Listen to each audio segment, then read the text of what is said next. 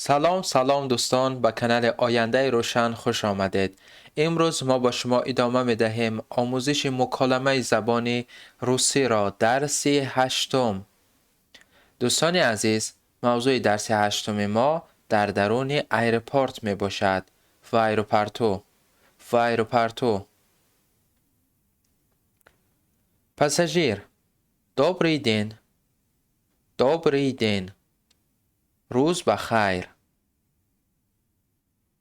Регистратор: добрый день. добрый день. روز بخیر. Пассажир: не могли бы вы зарегистрировать меня на рейс в Нью-Йорк? Не могли бы вы зарегистрировать меня на рейс в Нью-Йорк? میتوانید مرا برای پرواز نیویورک به قید گیرید؟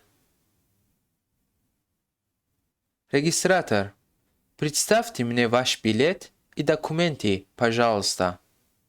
Представьте мне ваш билет и документы, пожалуйста. بیلیت و حجتهای خود را به من پیشنهاد کنید لطفاً. Пассажир: вот, возьмите. Вот, возьмите. Ана, гирид. Регистратор: хотели бы вы место около окна? хотели бы вы место около окна? آیا شما کرسی نزد ترزا می خواهید؟ Место около окна? Спасибо. Место около окна? Спасибо. کرسی نزد ترزا؟ تشکر. Регистратор: какой у вас багаж? какой у вас багаж? багаж شما چیست؟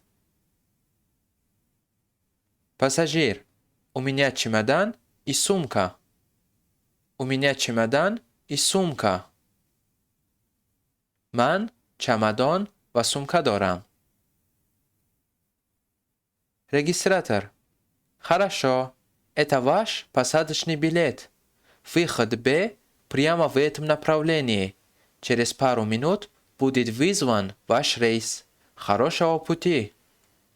Хорошо, это ваш посадочный билет. Выход Б прямо в этом направлении.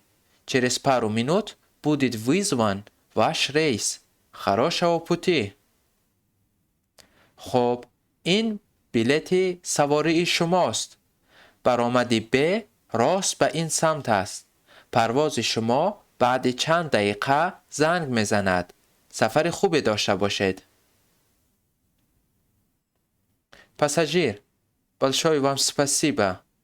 большое вам спасибо. تشکر زیاد. Регистратор: не за что. не за что. نمی ارزد. دوستان عزیز، از تماشا کردن شما منت داریم.